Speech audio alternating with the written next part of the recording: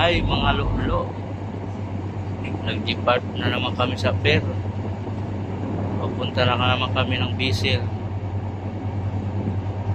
Ayun ang barko namin, oh. Yan.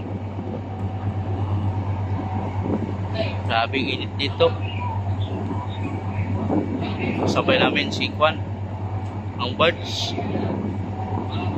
Catherine saka Marisa natagpot. Itong kasalubong namin, starboard